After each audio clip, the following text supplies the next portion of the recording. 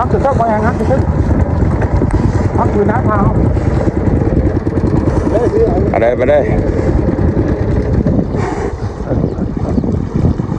khám rồi khám miệng rồi bây giờ hả? Một loại nào? Một chảo không cũng phải. Nhưng mà nó dạng nhằng nó. Chết chắc vào đi. Phải không? Có phải khám ngay vậy đâu? Ôi. Khỏe khám gì? Học động bên này cả này bạn. Cả trách nhiệm ngon nhất nói nó ngon hoa xuân lại về thấy nó qiện một hồiมีคนมาเลยตอนนี้ก็เลยเข้ามาสัมผัสนะครับพี่น้องด้วยตนเองเนาะเห็นเนาะสวนได้สิบ่มีคนกระดุมกระล่างเขามีไฟอยู่พี่น้องเลยเดือดแต่ไทยสวนได้เนาะคนก็ไก่สิโตแล้วพี่น้องลองเงียบเด้อไปเลยเนาะ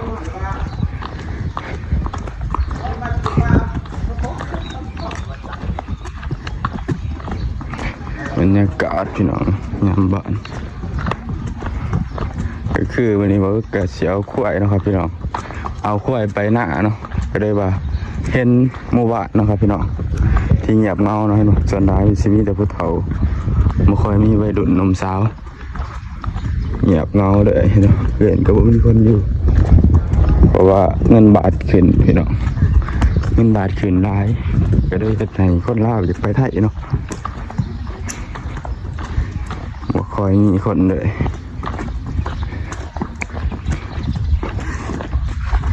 โอ้ควายก็ดึงแห้งดีพี่น้องควายก็ดึงเดี๋ยวไปติดตามบรรยากาศต่อไปนะครับพี่น้องตอนนี้ก็ฟานมา2 หมู่บ้านแล้วเนาะยังไม่ทันได้เห็นมีคนลายพี่น้องนี่กระดุมกลางบางทีไม่ค่อยมีคนเลยกล่องก็อยากสั้นนิดหน่อยพี่น้องบอกว่าเอากล้วยไปเนาะอยู่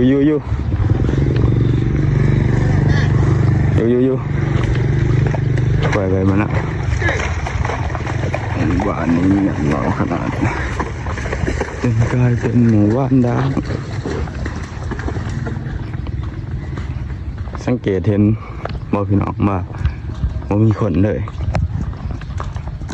กล้วยครับ ข้ามันเลิก ไปเด้อมันเป็นยังดอก เอาตัวกันเรื่องของพวกเรื่องของพวกอะไรบ้าง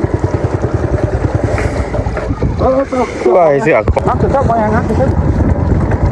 mắc từ nát thaoไปได้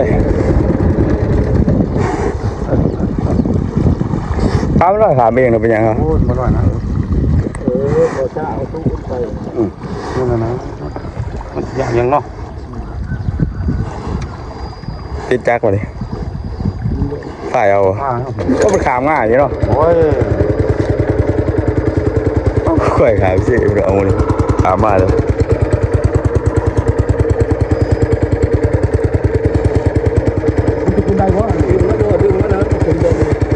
กี่วัดมันหน่อยจริงวะดึงเสือกวัดมันหน่อย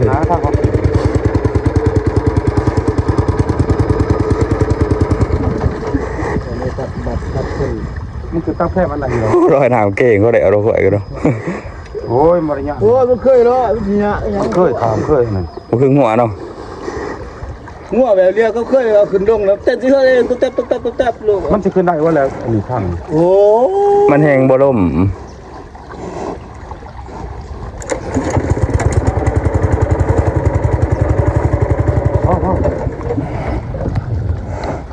เป็นเจ้าคามโมเป็นของมันเพื่อดึงกล้วยดึงทุกคนเลย ขามมาแล้ว เชื่อเขาเป็นวันนี้นะ ปลาเด้อ เราโดดลงวันนี้ปลาลงไปเขาโดดแล้วเขา ปลาเด้อเอาไป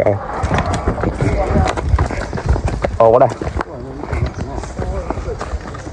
โอ้กล้วยขามมาพี่น้อง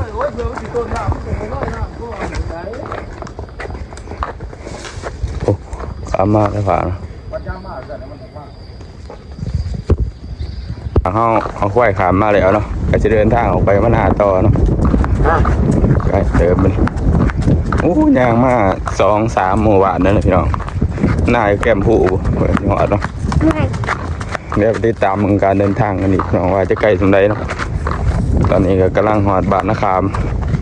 กำลังสนาสมบูรณ์มากับร้าน2 คนจะได้เมื่อยปะเมื่อยยังไกลวะหน้านี่ยังไกล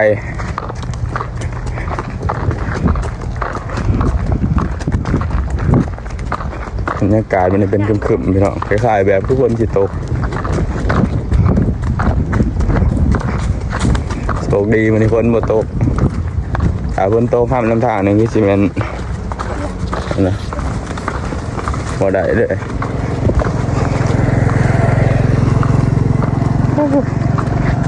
สาวขับรถ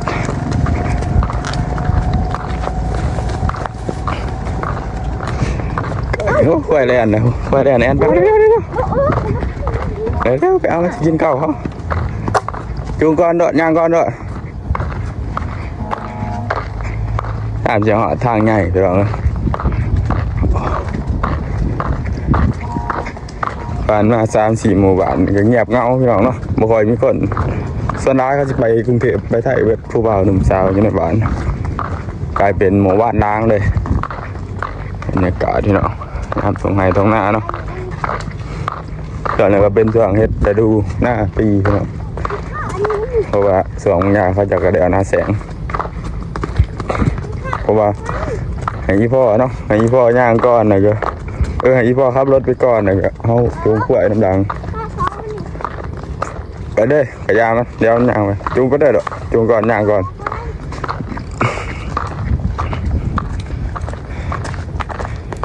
ยังก่อนมากับร้านหน่อยเนาะ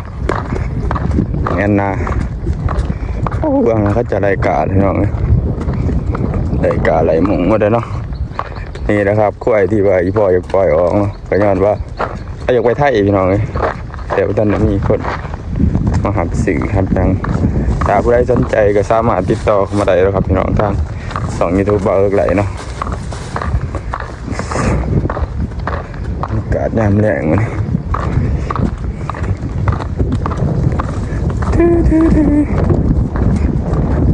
จุงเขาเพื่อเราจะบานกะบรรยากาศจะขึ้นๆยักหน่อยขึ้นฟ้าขึ้นพ้นนี่นะครับพี่น้องเป็นชีวิตว่ากำลังจากกลับมาจากประเทศไทยพี่น้องก็มาออกมาหน้าคือเก่าเนาะเฮ็ดหน้าถ้าถามมาอยู่บนนอกนี่มันมีความสุขบ่มันก็มีความสุขอีกแบบพี่น้องเนาะก็แตกต่างแบบว่าจากประเทศไทยเนาะแตกต่างกันหลายก็คือการใส่ใจพี่น้องเนาะการใส่ใจในอยู่บ้านนอกนี่สิบ่ได้ค่อยซื้อพี่น้องเพราะว่าหากินตามธรรมชาติที่นั้นเนาะพี่น้องหาหน่อไม้หาหยังกินแต่ว่าเหตุในเมืองเนาะก็สิส่วนหลายสิใช้เงินพี่น้องเนาะก็สิ้นเปลืองประหยัดงบไปอีกมันอยู่แล้วบ่ได้ค่อยใส่เงินหลายแต่ว่าอยู่ประเทศไทยก็ใส่เงินอยู่แต่ว่ามันได้เงินกูมือพี่น้องเนาะเพราะว่ามันมีงานเห็ดมีงานน้องครับให้เข้าไปทำงานอยู่ไทยเนาะนี่นะครับพี่น้องเดี๋ยวเราก็นี่เด้รถขนของพี่น้องรถขนของจะเราเนาะคืออยู่ไทยเนาะเป็นนายเป็นจิตใส่เป็นรถไทยพี่น้องขนของ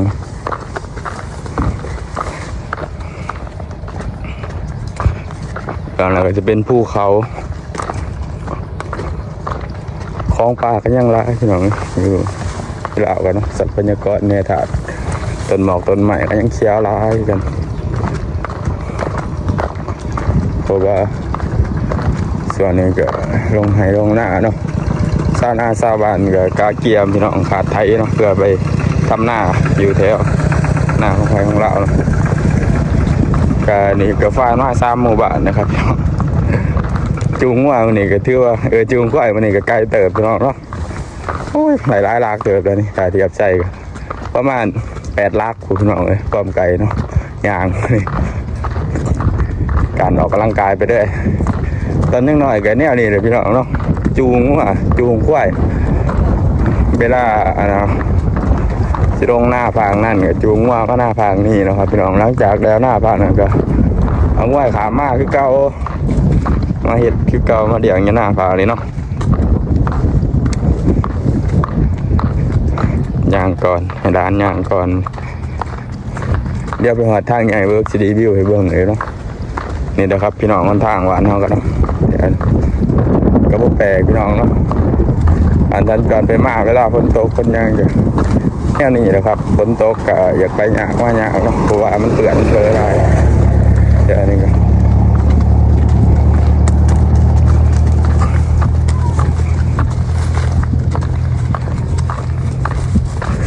บรรยากาศบ้านเนาะไปเลยจูงไปเลยไปทำมาอยากไป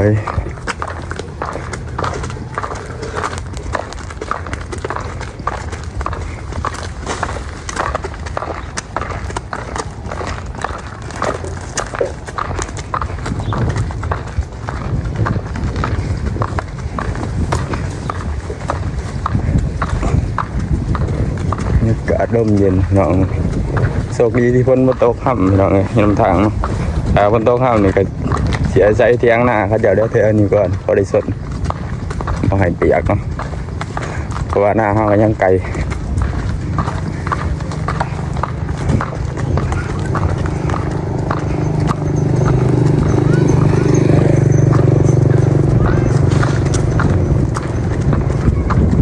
ไปกับหลานสองคนอยากจะอัดตรงไหนตรงหน้าเนาะพาขึ้นทนนะ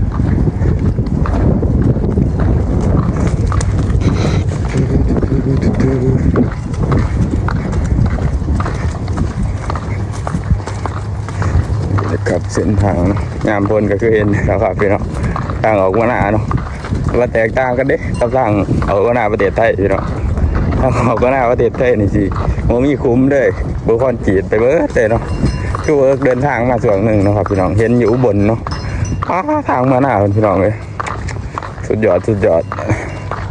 ขอชื่นชมเลยอันนี้ก็เป็นตกแต่คือแนวเลย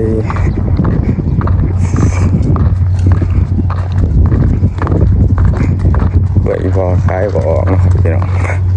บ่ได้ไปไทยครับบัดนี้ใบคล้ายพอออกเก็บจะไร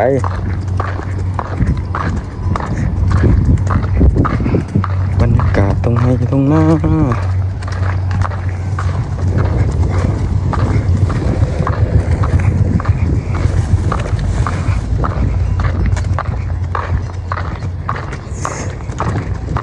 พิษเลยพี่น้องแต่เอาไปเสียเอากล้วยไปจูงอยู่บนทางนี่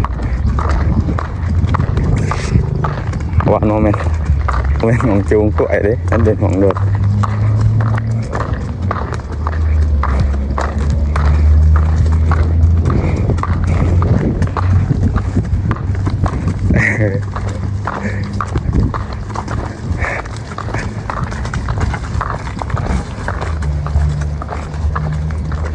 พี่น้องเดี๋ยวติดตามคอนเทนต์ต่อไปนะครับพี่น้องคือจะจูงกล้วยเนาะจูงกล้วยจะเส้นทางถนนนะครับพี่น้องอาจจะพิษด้วยบ่เนาะจูงทางอยู่เส้นถนนเวลาเอาผิดไหมนะครับพี่น้องเพราะว่าบ่มีหัวกันเด้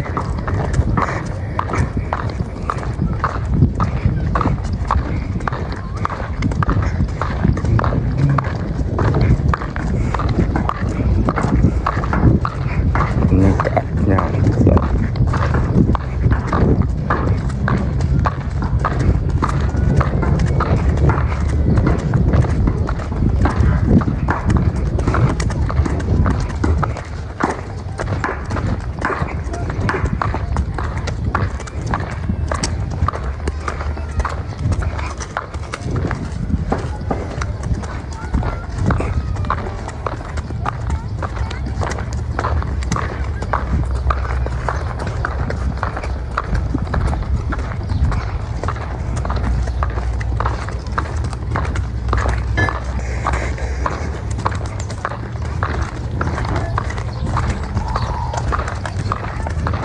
โอเคเนาะครับพี่น้องเนาะสำหรับคลิปนี้ก็ยาวเลยเนาะ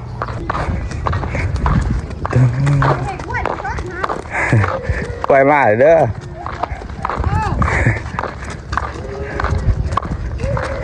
หวานไปมั้ง ใช้ขวด ไปมาหน้าก่อน ได้ว่าป่า ไม่เด้อหันบอกนี่ได้ หวานแน่เนาะพี่น้องเดี๋ยวอันนี้เขาเจ้าก็กำลังไล่กะอะไรเป็นบ้องสิ่งฟ้าความหวังอยู่เมืองกรุงอยากที่อยากมองให้เอาแห้งไปขายมีอยู่ไม่กินแต่ไม่เลยพี่น้องเนาะหลังจากเอากล้วยขามไปเอาพี่น้องกันจูมาหอดพี่ยังเอามาหนีเนาะเอากล้วยมาลงน้ำตู้อีกเป็นทางเนี่ยโยไกลดีพี่น้องเฮ้ย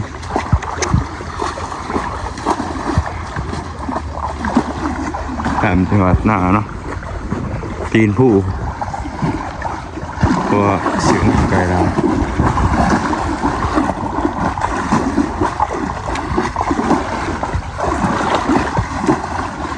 อยากบอกมีเอากินอยากไปขอน้อง